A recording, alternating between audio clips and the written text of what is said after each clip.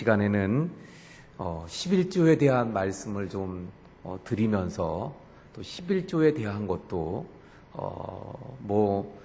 늘 잘 해들 오시지만 혹여 또 못했던 분들은 이번 기회에 다시 결심할 수 있는 그러한 기회가 될 수 있기를 바랍니다. 물론 이 11조에 대한 것은 설교자나 또는 듣는 이나 다 부담을 가지는 그런 말씀이기도 해요. 그런데 많은 그 설교의 그 대가들 또 경건했던 목회자들은 그런 이야기합니다. 이 헌금에 대한 설교를 안 하는 것이 좋은 목회자가 아니라 바르게 전해야 되는 것이 좋은 목회자다, 그런 이야기를 합니다. 오늘날 이 11조에 대한 것들은 또 많은 논란들이 있어요. 성경의 11조라는 명목으로 헌금을 드리는 것이 과연 하나님의 뜻이냐, 또 아니면 율법 아래 있을 때 그때만 하는 것이 아니냐, 또 말라기 3장에 명령하신 11조 그 헌금이 오늘날도 필요한 것인가, 또는 11조를 잘 드리면 복을 받고 11조를 드리지 않으면 그건 하나님의 것을 도적질하는 것인가, 이런 문제가 교회에서 참 민감한 문제이기도 하고 또 혼란을 갖기도 하는 또 오늘날은 평신도들이 워낙에 똑똑하시고 많이 지식을 갖다 보니까 이러한 부분들에 대해서도 많은 논란들을 가지고 있는 것을 보게 됩니다. 그런데 분명한 것은 11조는 생명의 값이에요. 할렐루야. 11조는 생명값입니다. 구약에 보면 이 11조가 세 가지의 종류가 나오는데 첫 번째는 제일 먼저 11조를 드렸던 아브라함의 11조 이야기가 나옵니다. 그리고 율법을 통해서 주신, 그래서 하나님의 일을 전담하는 레위인들의 생활비를 위해서 다른 지파들이 드렸던 11조에 대한 말씀들이 나오고요. 과부나 또는 고아, 나그네와 같이 어려운 사람들을 돕기 위한 11조가 또 나오는 것을 볼 수 있어요. 그런데 분명한 것은 오늘 본문에서도 30절에 말씀하는 것처럼 이 11조는 하나님의 것인 줄로 믿습니다. 할렐루야. 11조는 하나님의 것이에요. 그 땅의 10분의 1, 곧 그 땅의 곡식이나 나무의 열매는 그 10분의 1은 누구의 것이요? 여호와의 것이니 여호와의 성물이라. 오늘 본문에서도 분명하게 그것을 말씀합니다.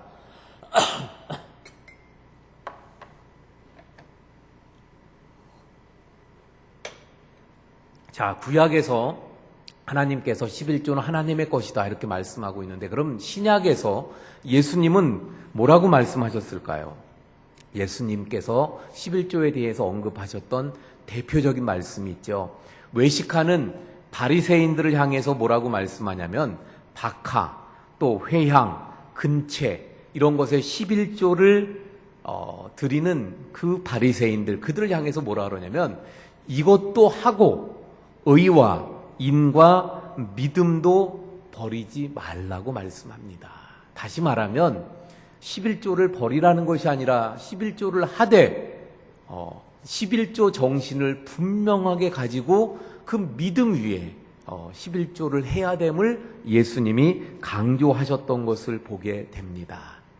자, 우리가 11조라 그러잖아요. 다시 말하면 10분의 1을 드리는 것이고, 오늘 본문에서도 하나님이 10분의 1이 바로 하나님의 것이라고 말씀하셨어요. 왜 하필이면 10분의 1일까? 이 부분 한번 생각해 보셨나요? 10분의 2라고 할 수도 있고 5분의 1이라고 할 수도 있고 뭐 더 많이 할 수도 있을 텐데 10분의 1, 여기엔 하나님의 기쁘신 뜻이 그 안에 담겨져 있습니다. 먼저 이 10이라는 숫자가 성경에서 늘 어떤 의미를 가지고 있습니까? 완전 숫자라는 것을 우리가 알지요. 뿐만 아니라 이 10이라는 숫자는 생명과도 관계되어진 숫자예요. 그래서 10은 생명 그리고 완전함을 의미하는 숫자예요. 여기에 그럼 1은 무엇입니까? 1은 우리가 보통 1 그러면 어떤 의미를 가지고 많이 보나요? 그냥 한계라는 의미를 가지고 보고 또 어떤 의미를 가지고도 봐요? 첫 번째, 1, 2, 3, 4 할 때 언제나 1은 먼저 이런 의미를 가지고 보잖아요. 그런데 이 이스라엘에게 있어서 1이라는 개념은 어떤 의미를 가지고 있느냐? 우리가 갖고 있는 그런 개념만 갖고 있는 게 아니에요. 어떤 의미를 가지고 있냐면 첫 번째라는 의미, 1, 첫 번째. 또 1은 장자라는 의미를 가지고 있어요. 예. 또 1은 그래서 비슷한 개념으로 만물, 첫 번째 것, 예. 열매의 만물은 하나님의 것이다 이렇게 말씀하시는 그 만물. 예. 그래서 순서상의 첫 번째, 그리고 또 어떤 의미를 가지고 있냐면 다른 모든 것을 대신하고 대표한다는 의미를 이 1이라는 숫자 속에 가지고 있는 것입니다. 그래서 1이라고 할 때는 순서상 맨 앞 1번이라는 의미를 가지고 있고 또 나머지 것을 대신한다, 대표한다는 의미를 가지고 있는 거예요. 그래서 예수님의 부활을 신약 성경에서 뭐라고 말씀합니까? 부활의 첫 열매가 되셨다고 말씀합니다. 이 말이 다른 말로 하면 똑같은 말이 되는 거예요. 그래서 이 예수님의 첫 열매라는 것은 결국 처음, 먼저라는 의미도 있고 또 다른 어떤 의미가 있다고요? 다른 모든 것들의 대표, 대신.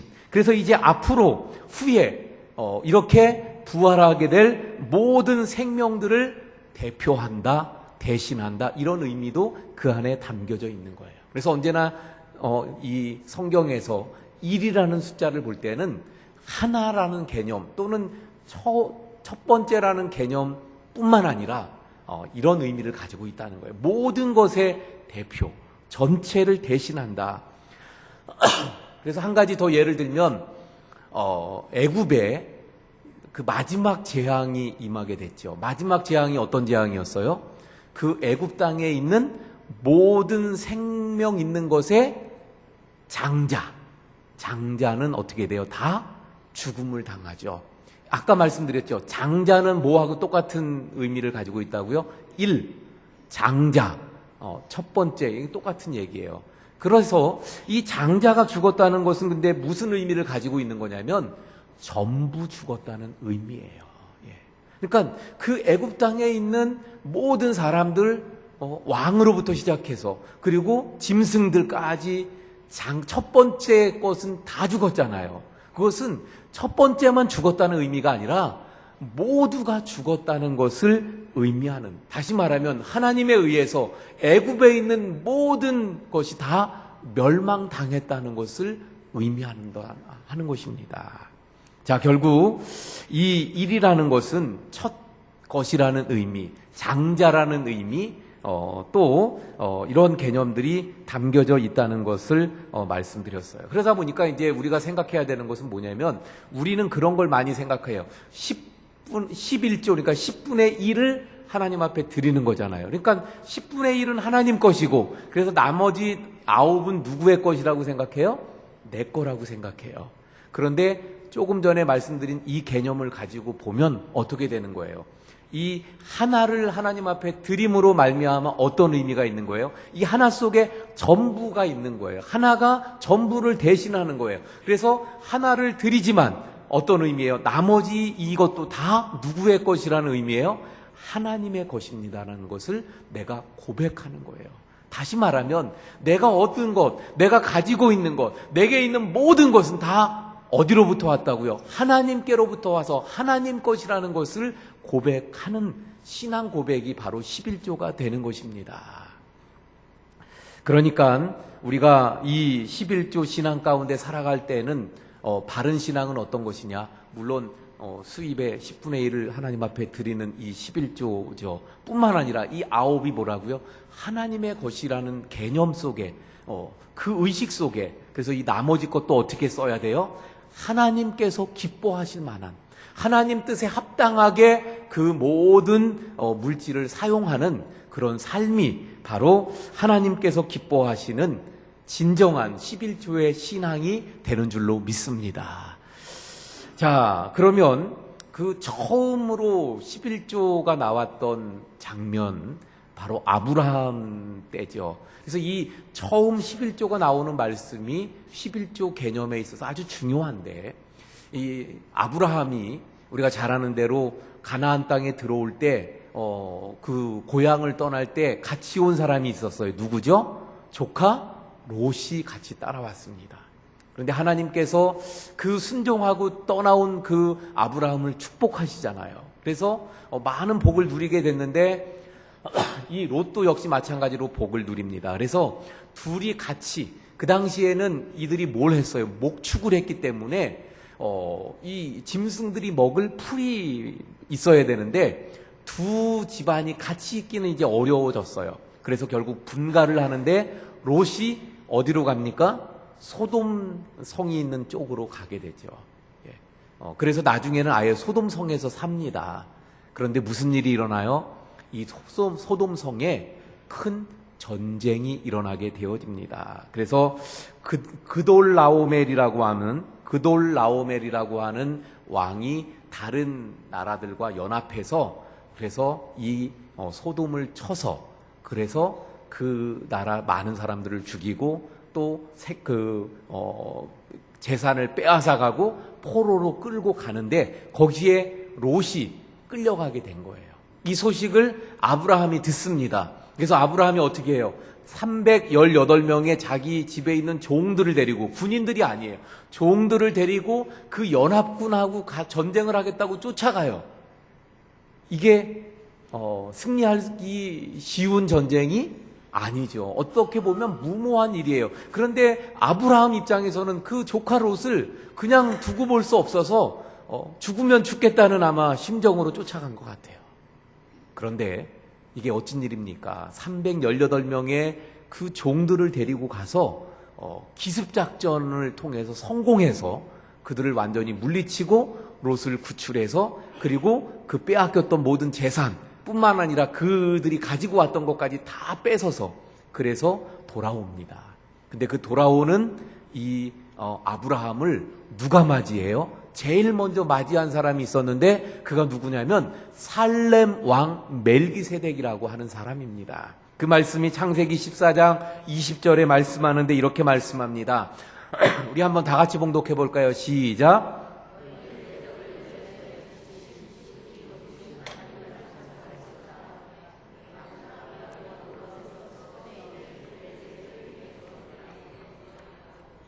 예. 자, 이렇게 돌아오는 이 아브라함에게 멜기세덱이라고 하는 이 사람이 나와서 뭐라 그래요?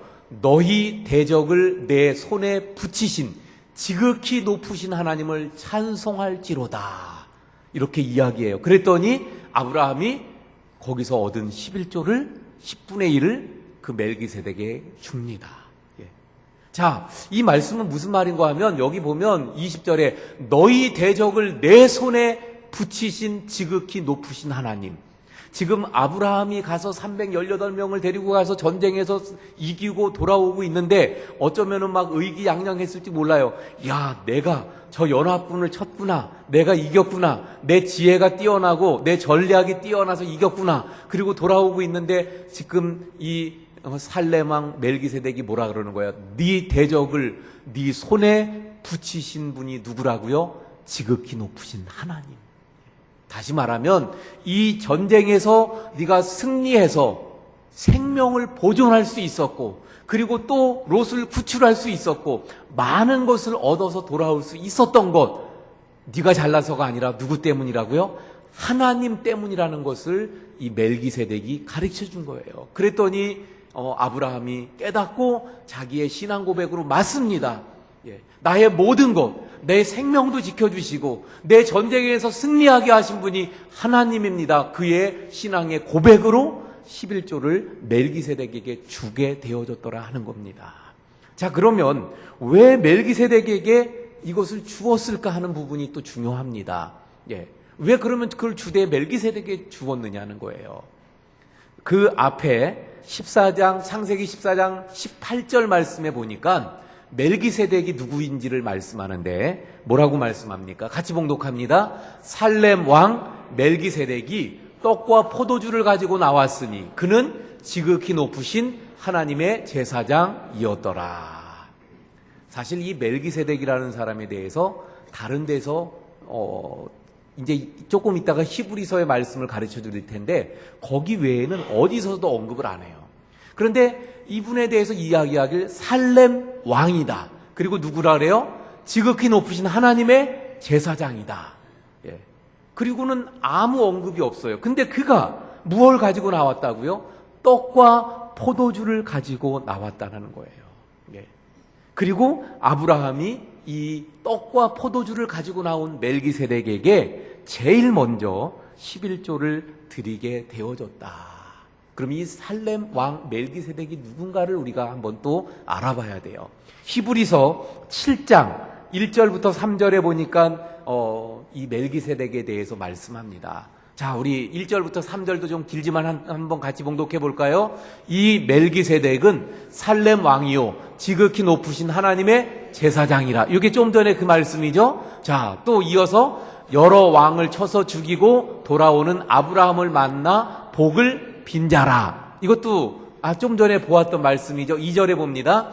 아브라함이 모든 것의 10분의 1을 그에게 나누어 주니라. 그 이름을 해석하면 먼저는 의의 왕이요 그 다음은 살렘 왕이니 곧 평강의 왕이요. 자, 여기까지도 좀 전에 살펴본 말씀과 같다 이렇게 볼 수 있죠. 자, 이제 3절 봅니다. 시작. 어머니도 없고 축복도 없고 시작한 날 족보도 없고 시작한 날도 없고 생명의 끝도 없어 하나님의 아들과 닮아서 항상 제사장으로 있느니라. 누굴까요? 그러면 이런 분이 지금 3절에 말씀하고 있는 이런 분, 아버지도 없고 어머니도 없고, 예. 그러면 어떤 분들은 고아인가 보다. 고아도 사실은 어때요?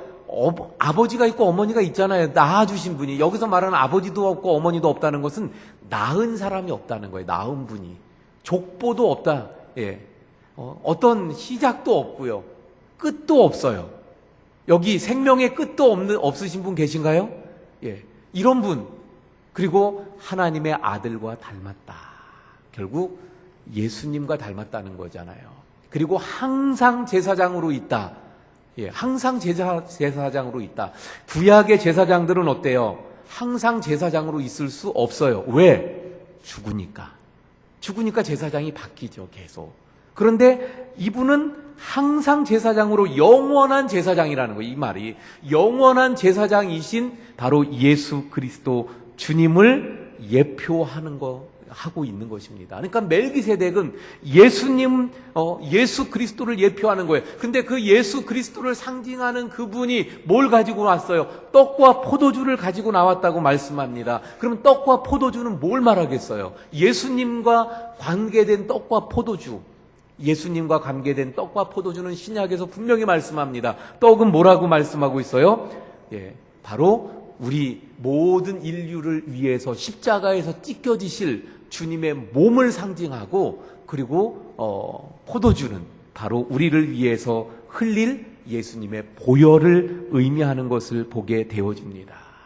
그러니까 이 멜기세덱은 예수님의 모형으로서 이제 예수님께서 어떤 죽음을 통해 우리 인간들을 구원하실 것인가를 설명해 주는 그림자가 되는 거예요.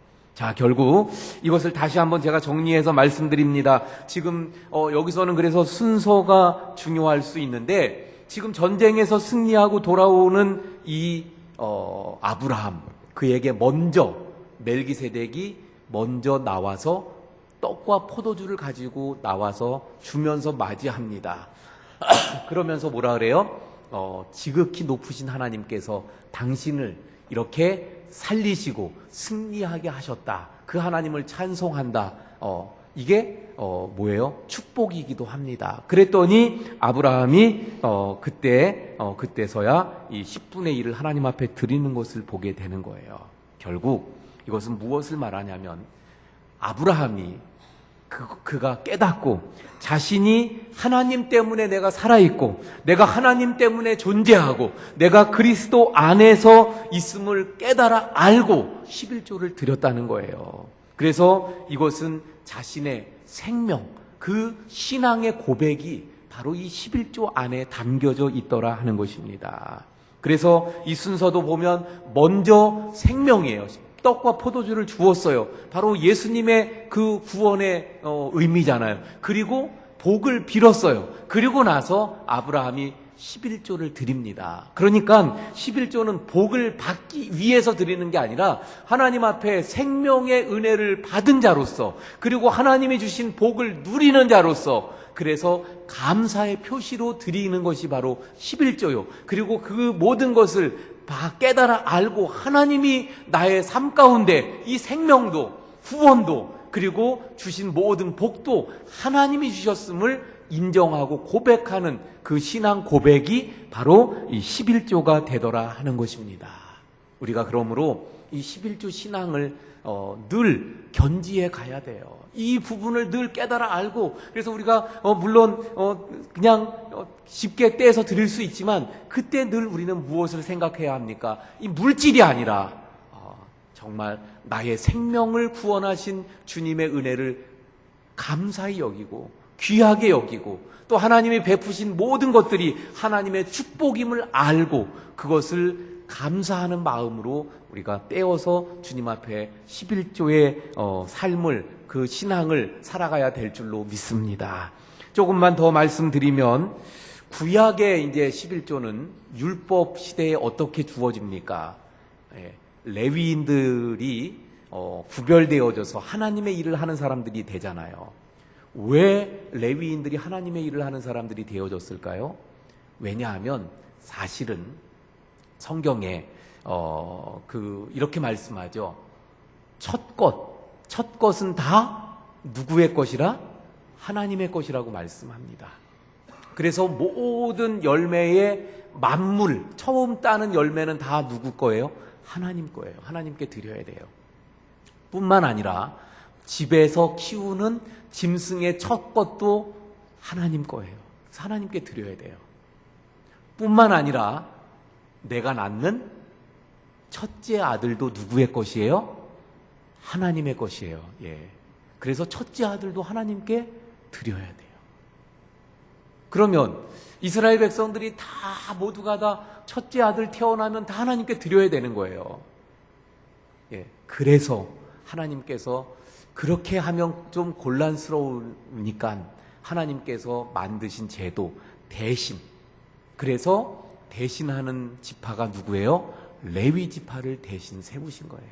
그래서 레위 지파를 다른 모든 아들들 대신에 하나님의 사람들로서, 하나님의 일을 하는 사람들로 구별해서, 그래서 하나님의 일을 맡아보게 하고 그 안에서 바로 생명을 위한 제사를 관장하게 하는 사람들로 세우시고, 또 그래서 이제 그들이 바로 우리 대신, 우리의 아들 대신 지금 그 일을 하잖아요. 그래서 그들의 생활을 보장해주기 위한 내 삶에서 얻은 것의 10분의 1을 레위인들에게 드리는 이런 11조가 율법에 의해서 이루어지게 된 것을 보게 되어집니다. 결국 이 11조 역시 우리가 무엇을 볼 수 있냐면 결국 이 11조는 생명인 거예요. 예. 본래 내가 또는 내 아들이, 우리 형이 그렇게 하나님께 바쳐져야 되는데 대신 바쳐진 저 레위인들을 위해서, 그래서 대신 내가 그 중에 10분의 1을 구분하여서 드리면서 늘 그 은혜를 기억하고 또 생명을 위한 제사의 일을 관장하는 그들을 위해서 내가 늘 이 11조의 삶을 살아갔던 것, 이것이 바로 구약의 11조인 것을 보게 되어집니다. 자, 그러면 마지막으로 신약에서의 11조에 대해서 잠깐 살펴보고 마치겠습니다. 신약에는 많은 분들이 11조가 없다, 있다, 뭐 이런 것 가지고 많이들 이야기들을 합니다. 근데 아까 예수님의 이야기도 했고요. 또 고린도전서 9장에 보면 사실 1절부터 쭉 봐야 이 내용을 명확하게 알 수 있는데, 그러면 너무 길어서 제가 13절, 14절만 잘랐어요. 근데 13절, 14절만 봐도 알 수가 있어요. 한번 봅니다. 13절부터 14절 시작. 성전의 일을 하는 이들은 성전에서 나는 것을 먹으며 제단에서 섬기는 이들은 제단과 함께 나누는 것을 너희가 알지 못하느냐. 14절에 이와 같이 주께서도 복음을 전하는 자들이 복음으로 말미암아 살리라 명하셨느니라. 예, 이게 무슨 말씀입니까? 예, 아까 구약적인 배경처럼 성전에서 일하는 사람들은 결국 성전에서 나는 것으로 해결되도록 하나님이 먹이신다는 말씀이잖아요. 예. 이 예수님 이후에 교회가 생겨났고 교회의 지도자로 세워진 사람들이 누굽니까? 예수님의 제자들이에요. 그래서 그때는 제자라고 부르지 않고 뭐라고 불러요? 사도라고 불렀죠. 그런데 이 사도들의 그러면 생활이 어떻게 되어졌느냐? 이 말씀 속에 나와 있는 거예요. 예, 이 말씀 속에. 예, 그래서 그들의 생활은 바로 그 교회 안에서 그 하나님 앞에 바쳐진 그 물질을 통하여 그들에게 그 삶을 생활할 수 있도록 보장해 주었던 것을 보게 되어집니다. 바로 그것을 근거하는 말씀이 되는 것이죠. 자, 그래서 이제 결론적으로 말씀을 드립니다. 그러므로 우리가 지금 살펴본 것을 통해서 보면 예수 그리스도를 믿고 구원받은 성도, 정말 예수님을 믿음으로 말미암아 그 생명을 얻은, 그래서 나의 생명을 구원해 주신 예수 그리스도를 분명하게 믿는다면, 그래서 내가 정말 그것을 깨달아 안다면, 그래서 정말 예수님의 그 공로가 너무나도 감사하다면, 그러면 어떻게 해야 돼요? 당연히 우리의 그 감사의 감격의 고백으로 11조를 하나님 앞에 드려서, 그래서 복음이 전해지는 곳에 이 11조가 또 쓰여져서 또 다른 생명을 낳게 하는 역사의 밑거름이 되어야 한다는 것이 당연합니다. 그래서 11조는 이런 면에서 보면 또 생명이라고 말할 수 있는 것입니다. 그러므로 또한 11조는 그 속에 우리 주 예수 그리스도의 십자가의 죽으심, 그리고 그 사랑이 이 11조 안에 그 십자가의 은혜, 십자가의 사랑, 십자가의 보혈이 절절하게 들어있는, 녹아있는 것이 바로 11조가 되는 것이에요. 우리가 그래서 아까도 말씀드린 것처럼 11조 할 때는 주님의 그 십자가를 기억하시면서 우리 주님 앞에 11조 하는 진정한 11조의 신앙이 될 수 있기를 바랍니다. 그러니까 이 말씀을 통해 또 깨닫게 되는 것은 11조를 그러므로 거부하는 자들은 그리스도를 인정하지 않는 거예요. 그리스도를 믿지 않는다는 것이 되게 되는 것입니다.